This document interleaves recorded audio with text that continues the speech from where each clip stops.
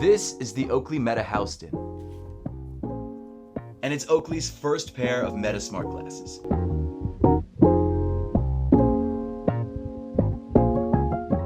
The last few years, Meta has been teaming up with Luxottica, the company that owns Ray-Bans, and Oakley to create a new line of smart glasses. And up to this point, we've only ever gotten Ray-Ban edition smart glasses. But in 2025, Oakley decided to jump into the mix and give us the Oakley Meta Houstons. Compared to the previous Ray-Ban smart glasses that have released over the last couple years, this is the first set specifically designed for activewear, which presents a whole new set of challenges, but a bunch of new tech. And over the last week, I've been wearing the Oakley Meta Houstons non-stop. I've done, I think, everything that you can do in the Oakley Meta Houstons, and in today's video, I'm gonna tell you whether I think these glasses are worth it. So first things first, let's talk about pricing, and the Oakley Meta Houstons are definitely not cheap. In fact, this limited edition, which is now sold out, retailed for $499, which in my opinion is absurd. Now to be fair, the standard edition of the Oakley Meta Houston that releases next month, which actually comes in a bunch of different colorways, the only real difference between the two, at least from what I could tell, is the color. That one starts at $399. So you're saving $100, and honestly, I don't even like this white and gold colorway that much. I probably would have preferred to go with those, but I wanted to get you guys the review early, so I bought the expensive ones. To be fair though, $399 is definitely not cheap, but when you consider the fact that a pair of regular Oakley Meta Houstons, especially the polarized variety, start at like $220, sometimes $250 depending on the edition, in a lot of ways it's really only a $200 to $150 price bump to get all of the technology that make these glasses actually special. Not only do the Oakley Meta Houstons look different than any of the previous Ray-Ban Metas, these glasses actually have new and improved technology. In fact, the camera on these glasses is significantly improved over the camera on the Meta Ray-Bans, which is the main reason these appealed to me. If this was just the same tech that we got in the Meta Ray-Bans, I probably wouldn't have even done this review. And hopefully, because honestly I don't think the style totally works for my aesthetic, they'll be bringing this tech to the next edition of the Meta Ray-Bans. But let's talk about that a little bit. Let's talk about some of the improved tech that can be found in these glasses versus the older editions. I think for most people, the main selling feature of any kind of Meta smart glasses is the camera. While yes, this camera is creepy in a lot of ways, like don't get me wrong, having a camera on your face when you go to the beach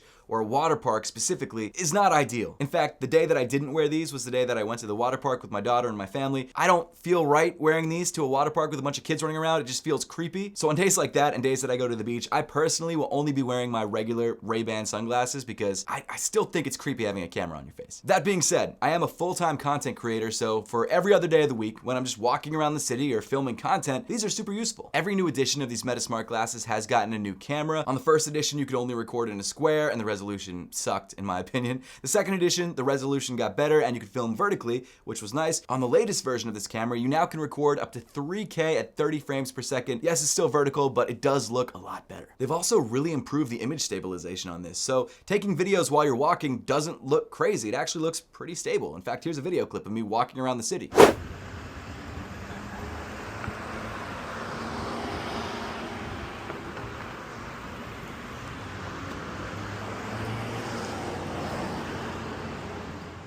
In addition to that, the photo quality has also gotten better because of the new 12 megapixel ultra wide camera. And while no, this tiny camera on the side of your glasses is still not phone quality, it's surprisingly good and very serviceable. In fact, I found this whole new genre of content creators who film a bunch of content just on their older smart glasses. So this newer version is probably a big step up for them. Now, when it comes to actually operating the camera, you've got a one button setup. You've got this gold button here on the right arm. Now you click this once to take a photo. You hold down on it to take a video. Obviously, the camera is on the left temple, and then the LED light to show everyone around you that you're taking a photo or a video is on the right temple. One thing to keep in mind is that you can't actually cover up this LED light while you're taking a photo or a video because that's a privacy concern and they won't let you take the photo or the video. Now, I saw this really interesting video by Nathan Espinoza. Shout out to him. He's awesome. I really like his content. He did a video where he tried covering up the LED light to see if that would actually still allow the camera to take a photo. And what he found is if you start taking a video and then cover up the LED light, it will still record, it won't stop. But if you try and cover up the LED light first and then take a photo or a video, it'll tell you that you can't. In fact, check this out. Capture LED is blocked. Unblock the front of the glasses to use the camera.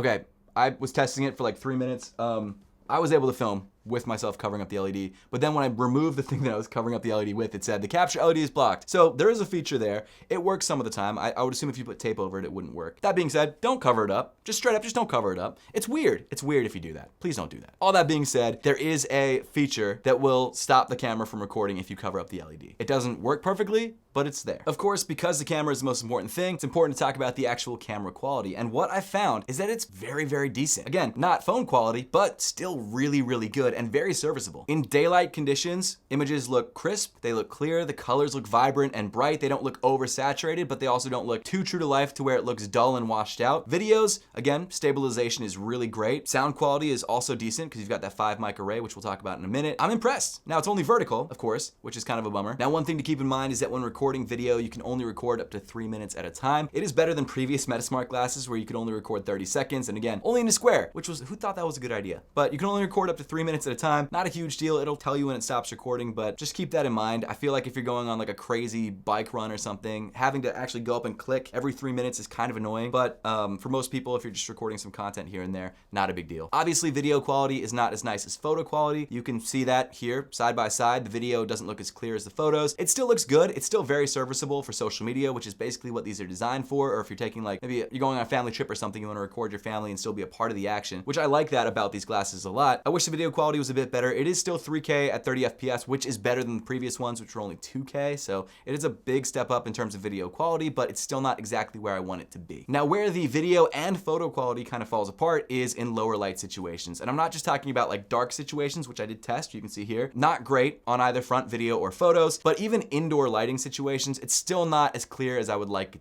to be. Color accuracy isn't perfect. Things still do look fine, but it definitely looks better in like bright daylight situations, which is probably where you're wearing the sunglasses the most, so I get it. They're not so focused on filming inside, but if you're wearing these as a regular set of glasses with regular lenses, maybe you do want to be able to film inside. I guess the best way to break it down is for a camera that's inside your glasses, both for video and photo quality, I'm impressed. More impressed with photo quality than with video quality, but overall, there's a camera inside your glasses and it actually looks good and it's serviceable. Now, obviously, I'd like it to be better, and I think it will be better in upcoming models of these glasses, but overall, I'm impressed. If you need to take really good videos or photos though, use your phone. I personally do a lot of thrifting and yard sailing, and for me, the biggest problem is trying to hold the camera while I'm picking things up. So to have this every Saturday morning when I go out yard sailing is gonna be great. I can throw these guys on, I can click the record button on the side, and I can just shop and pick things up, look at them like I would through the glasses myself, and be able to give you guys a true POV of what I'm shopping. Again, there is some sort of responsibility that comes with recording with a sort of spy glasses style camera. You really do have to be cognizant about who you're recording or what you're recording, and I still like to ask people if I can film while I'm recording stuff at their house. But for me, the biggest benefit is having that hands-free camera that gives you that POV view. You can throw these on, go skateboarding, go for a run, go BMX riding or whatever you want to do, and record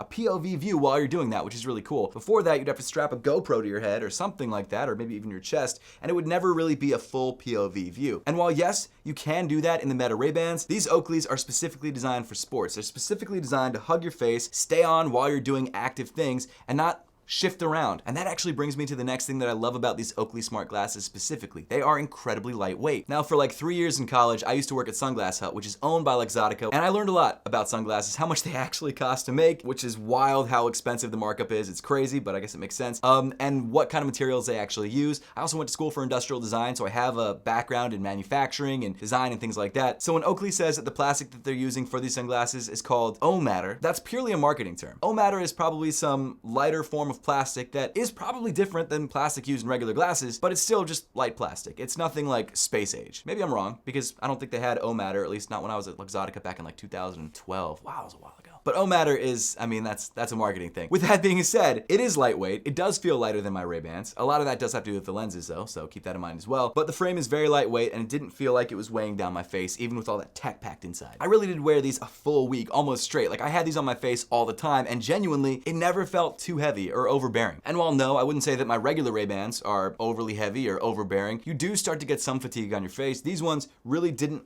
move or shift when I was moving around. They didn't fall off my face when I was doing this, even without the arm kind of hooking around the back of my ear. They were really comfortable, really lightweight, and they stayed on, which is all I can really ask for a pair of active smart glasses. So for that aspect of the design, I love them. I think they're great. Now visually, like I said, not my style personally. I don't love this sort of straight line next to the nose. I think that's a little weird. I'm also not Patrick Mahomes, who they seem to be using to market these smart glasses. I don't look anything like him or as good as him, so me wearing these, I kind of feel like I look goofy. They remind me a bit of like the Snapchat goggles or whatever those were called, which I thought looked the worst. But like I said, hopefully they'll come out with the Ray-Ban version that features the same tech. I'm not going out BMX riding or anything like that, so I don't need like the super face-hugging design, and I just want the tech. But that's purely a personal preference, and I do think I'd like the design better if I didn't grab the limited edition version and waited the month and got like the standard black on black version. Now, speaking of the limited edition design, like I already mentioned, this is the only pair that's dropped so far. It comes with a warm gray frame, and then you've got these gold accents on like the Oakley logo. And of course, the most notable feature is the Prism 24K polarized lenses, which I love polarized lenses. If you guys don't know about polarized lenses or polarization, essentially what it is it's a coating on the top of the lens, which are actually these crystals that are aligned. It's like a small microscopic coating, and they align in a certain way to block reflections. So when you look at something like water, it really does kind of block that crazy glare off of the top of the water. So you get a much clearer image. They call it like an HD image, which is again, just all marketing. It really is just blocking the glare. And it does help when you're driving maybe on the road or in wet conditions when the sun comes out. It really does block a lot of the glare, which can be very useful. And honestly makes it easier to do things like operate a boat. Now, with that being said, these Prism 24 karat polarized lenses do really up the color or the brightness of things like green. So when you're driving along the highway, all the grass looks like you're in some sort of fever dream, like it's a bright green, which I don't love. That obviously changes depending on the lenses that you use, but I would recommend if you're grabbing a pair of sunglasses specifically, whether it's smart sunglasses or not smart sunglasses, pay the extra money, get the polarized lens because it does make a huge difference. Now, both lenses, both the polarized and the non-polarized, do protect your eyes from the sun, generally similarly, so you're not gonna get any more like safety from having polarized lenses. You can't look up at the sun like you can with regular sunglasses either, but you do get some glare reduction, which is nice. Now, to get back to smart glasses specifically, the non-limited edition versions will allow you to get prescription lenses, whether that's sunglasses lenses or regular lenses. I don't know why you'd want to wear these regularly every day, but you could if you wanted to. You could put your regular glasses lenses in there or glasses prescription. I wear contacts constantly. I have terrible eyes. I do have to wear glasses, like actually. I mean, for me, I couldn't wear these as my day-to-day glasses. It just wouldn't work out. But that will be an option when the regular editions come out. These ones only come with the Prism 24K polarized lenses. So you just get the gold and the white with these ones. Not for me, but again, bottom for the review. But with the visuals aside, let's talk about some of the other features. And the first feature I want to cover are the two open ear custom speakers. Now, according to Meta, these are Bluetooth speakers, which would make sense because essentially the only way you can connect to things is through a Bluetooth connection. And honestly, they sound decent. Obviously, the bass is not going to be as nice as if you actually had earbuds in your ears. It is a little lacking, it is a little hollow, but generally for listening to music when you're maybe driving your car or walking down the street or even going for a run, so you don't have to have the extra earbuds in, these are really, really nice. And what's nice is that the speakers shoot directly into your ears, so you really do get some pretty high quality sound. Again, bass is lacking, mids generally are okay, highs can be here and there, but it's better than I expected and it's better than previous glasses, at least in my opinion, from what I remember. Obviously, because you've got speakers firing into your ears, there's gonna be a lot of sound bleed. Like everyone's gonna hear everything that these glasses are saying, whether it's talking to the smart assistant or listening to music or watching a video, everyone's gonna hear it. Don't think you got some sort of like secret sound thing that no one else can hear. Like it's obviously not as loud as when you're wearing the glasses yourself, but you can absolutely hear what's going on. So I would only use it in situations where you're by yourself or maybe going for a run or a situation in which no one's gonna care if you're listening to something. These are not airplane headphones. These are not train headphones. These are going for a run or maybe taking a call while you're driving headphones. Speaking of taking calls, these glasses are actually excellent for that. They've got a 5 microphone array, and genuinely every call I took this week was with these smart glasses, and people didn't even realize I was talking on a pair of smart glasses. They sounded great for me, and they sounded great for everyone else. It sounded like a regular phone, and I was really, really impressed by that. And that, I think, is my favorite use case of these glasses. As much as I like listening to music when I'm going on a run or listening to music in my car when I don't want to use the car speakers, which now seems redundant that I'm saying it out loud, I think phone calls are the best feature other than the camera. Now, as far as controlling music and media on your glasses, you can basically do all of that on the glasses themselves, which is really nice, unless you need to like change the album or something. Basically, you tap once to play and pause, you double tap to skip forward, and you triple tap to skip back. To raise and lower the volume, all you need to do is swipe forward to raise the volume, swipe back to lower the volume, and you're good to go. So that is really nice, especially when you're running or doing active things and you don't want to pull your phone out of your pocket. Now, one really cool feature on these smart glasses, which has actually made its way to the older Meta Raybans, is the Meta Assistant. So check this out. Hey Meta, what am I looking at?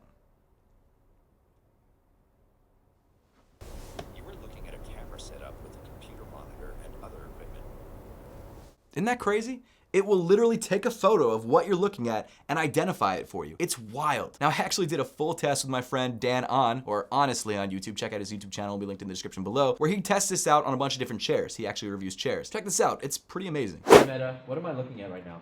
It said I'm looking at a photo studio with a red stool in the center of the room. That's pretty good. That's not wrong. That's not bad. All right. Could you get like try one chair that you think it would get like specifically right? Let's do this one. Hey Meta, what am I looking at right now? It said I'm looking at a white office chair with a purple light pedestal underneath. That's decent. Yeah. That's decent. Okay, not let's bad. Try more widely recognizable. Okay. Could you say like what kind of chair? I don't know if that'll work. That's a good idea. Hey Meta, what kind of chair am I looking at right now? No. It said I'm looking at an office chair with a mesh background seat. Let me see. All right. Hey Meta, what brand is this chair from? Yeah, it says You appeared got to it? be from Herman Miller. Let's go. Okay. Hey, Meta, what model chair am I looking at right now? Did you catch that? I did. Hear It that? says, so it's either from Herman Miller or Steelcase, yeah. and it's difficult to determine the exact model. The most impressive one to me was actually when I was in my kitchen a couple days ago, and I was editing a video. I stepped back, and I said, hey Meta, what am I looking at? And then my glasses told me, you were looking at a kitchen counter with a laptop, which looks like it has video editing software on it. And I was like, what? It knows that I'm editing a video? That's crazy. Now, to be fair, it never tells you specific brands, and I don't think it's because it can't. I think it's because Meta might try to integrate shopping into these glasses at some point, which, I mean, it is what it is. They try and do that with everything. So they're not gonna tell you it's an Apple laptop, they'll just say it's a laptop. And in the case of the chairs, they weren't gonna say it's a Herman Miller chair, they just said it's an office chair. I'm almost certain that it knows exactly what brand that thing is, but it just won't tell you, probably because they're gonna integrate some sort of shopping feature at some point. So that's my guess. But if you want like a general overview of what you're looking at, like if you find some crazy thing on the ground, you pick it up, you don't need to know the specific brand, but you want to know what this like crazy space rock is that you found, it'll probably tell you that. In addition to being able to identify things, it can also do regular AI things. You do have to have the Meta AI app on your phone and turn on location services and things like that. I turned it on to test it, but I didn't really want them on for everything else because Meta's already listening to you. They listen to you through the Facebook app. Sounds crazy. Hey man, if you don't like smart tech, maybe don't buy it. Maybe don't buy these glasses if you don't like things listening to you. There's a simple solution. The smart features are cool. I really like the identification feature. I think that's awesome. At this point, let's talk about battery life. And I've got to be honest, it was impressive. Way better than any of the other Meta Ray-Bans that I've used. Meta specs about an 8-hour battery life with typical use of these glasses, and generally, I found that to be pretty much accurate. Obviously, it's a bit less. For me, I got like 7-ish hours from what I was kind of keeping track of. They also claim that you get around 5 hours of audio, which obviously depends on the volume that you're listening to, and 19 hours of standby time, which I do agree with actually. I think it's around there. And as you know, if you've owned smart glasses before, the way that you charge these is by throwing them into your case, which is mad cool. Now, this is the Oakley Meta Houston case. It's a kind of hard shell black case with the Oakley logo on the top. You pop it open, you've got these nose bridge charging pins right there. You drop these on, you kind of have to shove them in. It's not like super easy to do, but once you figure out how to pop it in the right way, it pops in no problem. They are kind of difficult to pull out. I'm sure there's a way to pull them out better than grabbing the arms and pulling them out. I don't think that's the best way to do it because you could bend the arms. That being said, it's a very secure fit. You close the top, you've got a battery charging indicator right there, and obviously you can charge your glasses without needing to plug them into the wall because this is basically a mobile battery pack which you charge up with a USB-C port on the bottom. So you can get a good amount of charges with just the case. In fact, according to Meta, you get 48 hours of extra battery charge. So I only had to charge this up once while using these glasses the entire week, which is awesome. So if you're going on a short trip, you're set with just these. You don't even need to really bring a charger. I mean, you probably want to just in case, but you're kind of set. That's one thing I really have no complaint about, the battery life. It was really, really great on these. I didn't have any problems with it, which is surprising because the batteries are probably stored in the arms of these glasses and they didn't weigh them down, they didn't get hot, they didn't feel weird. Like, it's impressive. It's really impressive how much battery life you get out of these. Now to cover some of the other sort of minor details, you've got 32 gigabytes of storage. I like to offload all my photos and videos onto my phone every day after using them, so that doesn't bother me that much. 32 gigabytes of storage apparently can hold around 1,000 photos from these glasses and around 100 videos. These do come with Wi-Fi 6E and Bluetooth 5.3 compatibility, so they are pretty current when it comes to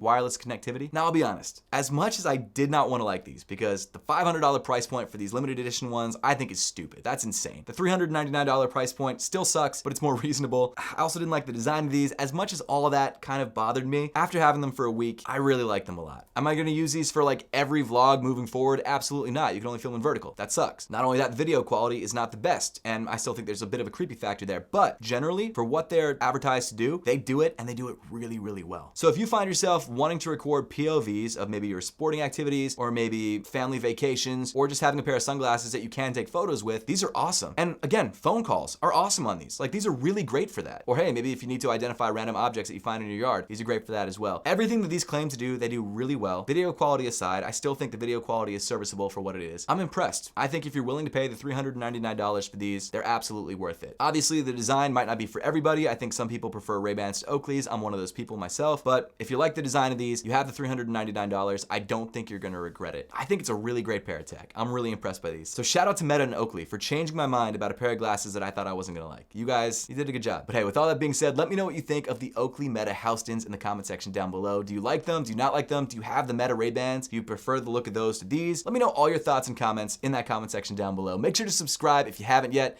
and I'll see you all in the next one.